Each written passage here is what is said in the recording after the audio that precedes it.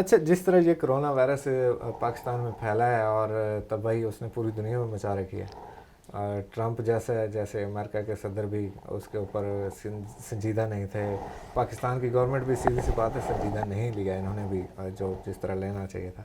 تو ہمارے پاس تو 2000 وینٹیلیٹر ہیں، ہسپتالوں میں پہلے سے رش ہوتا ہے، ڈاکٹروں کے پاس سہولیات نہیں ہوتی.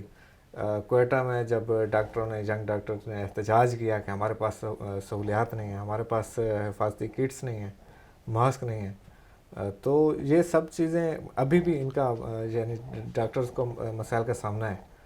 تو ہسپتالوں کے اوپر کبھی بھی توجہ نہیں دی گئی، اس کی بنیادی وجہ کیا ہے؟ یہ بات ہماری آپ کی بالکل صحیح ہے. دیکھیں یہ ابھی اب اس وقت آپ یہ بات کر رہے ہیں نا، جی جی یہ اللہ کرے گا کرونا گزر جائے گا، ہم پھر وہیں کے وہیں کھڑے ہوں گے، ہم سیکھیں گے کچھ نہیں اس سے. جی جی ماضی میں بھی ہم نے کچھ نہیں سیکھا. ارتھکویک کے بعد ہم نے کہا تھا اگر ترکی نے کوئی بلڈنگ بنوا دی یا ہاسپٹل بنوا دیا یا یو اے ای نے بنوا دیا یا سعودی عربیہ نے بنوا دیا تو شاید بن گیا ہو.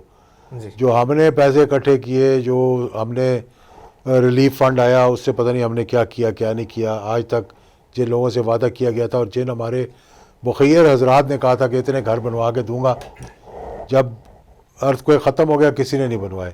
جی آج بھی میں سمجھتا ہوں کہ ہم نے ہمارا بجٹ کا میرے خیال میں جتنا جی ڈی پی کے مقابلے میں خرچ ہوتا ہے اس پہ ہیلتھ پہ اور ایجوکیشن پہ، اس سے کم دنیا میں کہیں ہو ہی نہیں سکتا میرے خیال میں. تو ہمیں یہ توجہ دینی چاہیے تھی کہ جہاں ہم میٹرو ٹرینیں بنا رہے تھے، چلو اچھی بات ہے، میں نہیں کہتا کہ کسی نے کوئی برا کام جی کیا. جی کاش کہ کوئی اس قسم کے اسپتال بنائے ہوتے کہ آج دنیا کو ہم دکھا رہے ہوتے کہ یار یہ دیکھیں ہم نے اس قسم کے اسپتال بنائے.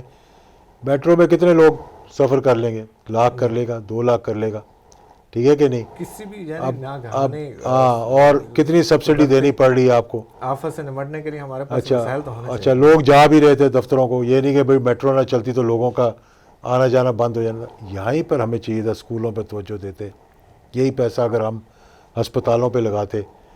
آج ہم جو ہماری فارماسیوٹیکل کمپنیز ہیں وہ وینٹیلیٹر بنا رہی ہوتی، جی اور یہ ہم سرجیکل ایکوپمنٹس میں دنیا میں ایکسپورٹس میں پاکستان کا نام ہے، سیالکوٹ وغیرہ میں. تو کیا ہم یہ چیزیں وہاں نہیں بنا سکتے تھے کہ حکومت ان کو انکریج نہیں کر سکتی؟ آج بھی میں آپ کو یہ بات بتا دوں کہ اگر ہم نے ہمارا فال بیک جو ہے نا اس وقت اس دنیا کے اندر جو اکنامک کرائسس آنے والا ہے اس کرونا کی وجہ سے، جس طرح امریکہ کے اندر اگر آپ دیکھیں گے تو ہزاروں لوگوں کی لائنیں لگی ہوئی ہیں، گاڑیوں کے اندر راشن لینے جا رہے ہیں، کیونکہ وہ ایک افلوئنٹ سوسائٹی ہے.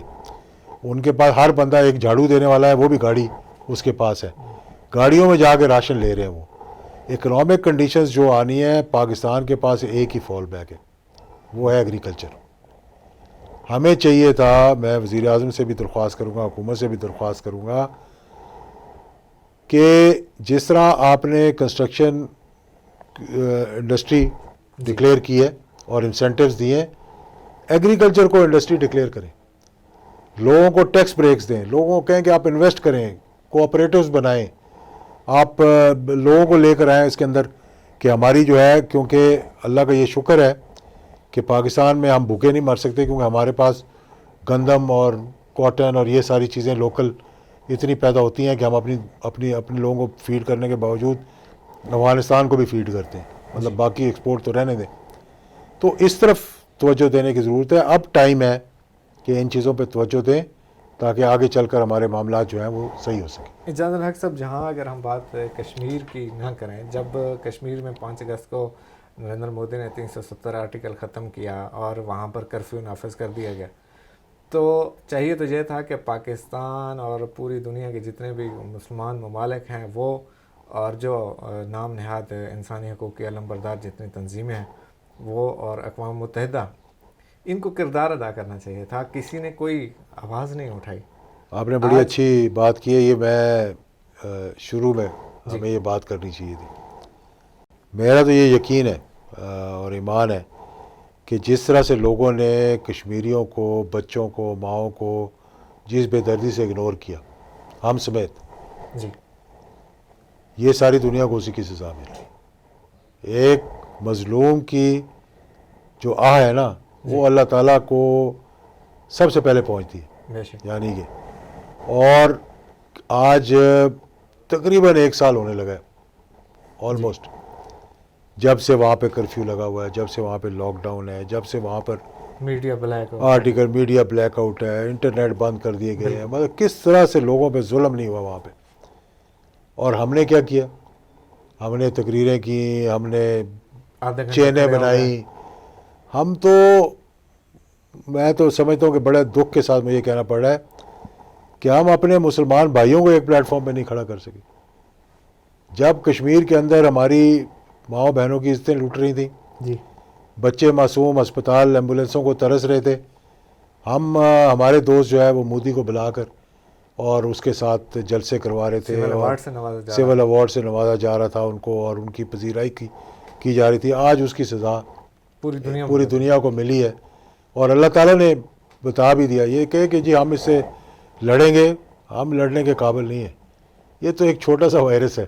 جی آپ دیکھیں ہم ماضی کے اندر بھی آتے رہے، ہو چکی. یہ اللہ تعالیٰ نے صرف ہمیں ایک تنبیہ کی ہے کہ ابھی بھی بندے کے پتر بن جاؤ تو شاید تمہاری کوئی بہتری آ جائے گی اس کے اندر. لیکن سپر پاورز کو جو بنی ہوئی ہے یا جو اپنے آپ کو سمجھتے تھے کہ ہم سے بڑا کوئی نہیں، ان کو اتنا بے بس کر دیا ہے کہ ایٹم بم فارغ ہو گئے ہیں، ان کی بڑی بڑی افواج جو ہے وہ فارغ ہو گئی ہیں، پیٹرول فری ان کا پٹرول جو ہے وہ فری دینا پڑ رہا ہے.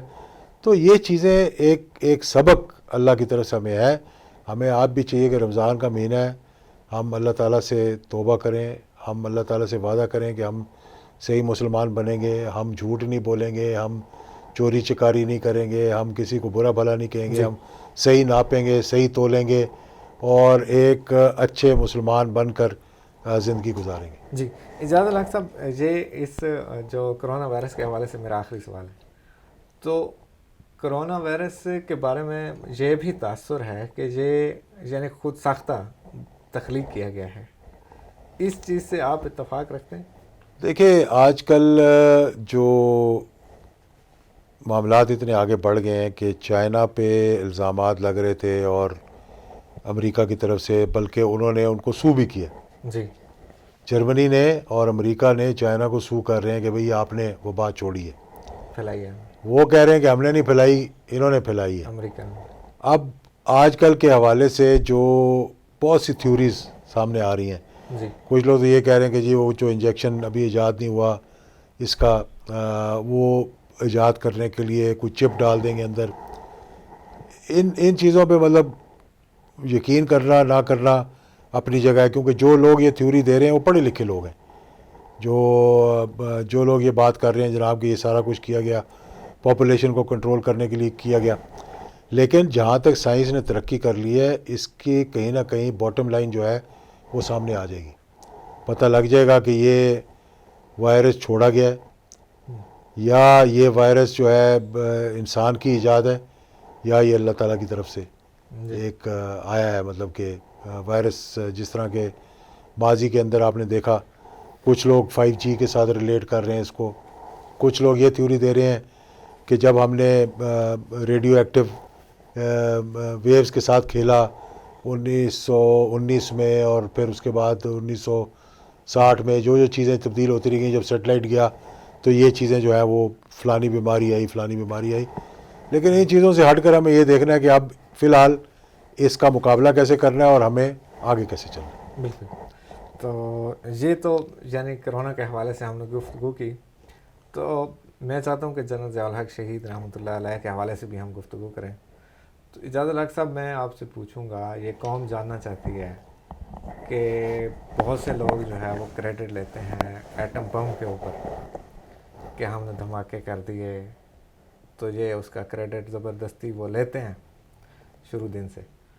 تو قوم کو آج بتائیں کہ یہ جو ایٹم بم تھا یہ کس دور میں بن چکا تھا اور کون سے دور میں اس کے تجربات کر لیے گئے تھے.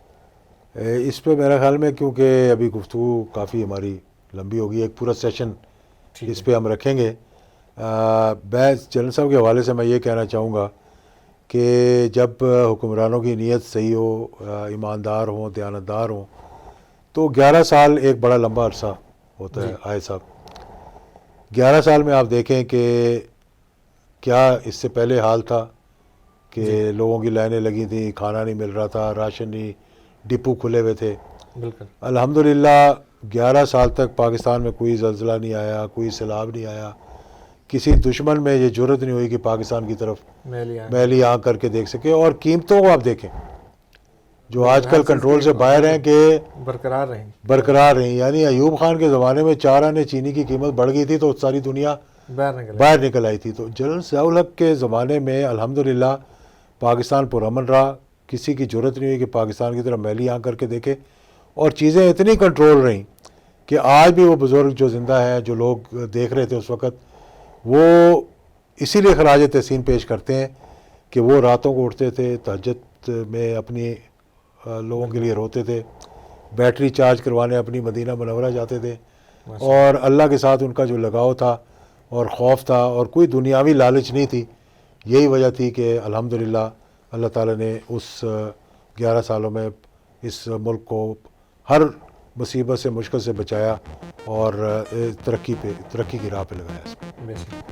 بہت شکریہ ناظرین، آج کے لیے اتنا ہی کافی ہے. انشاءاللہ پھر جو اگلے ٹاپک کے ساتھ ہم دوبارہ آپ کی خدمت میں حاضر ہوں گے. تب تک کے لیے اجازت دیں گے. اللہ حافظ. پاکستان زندہ باد.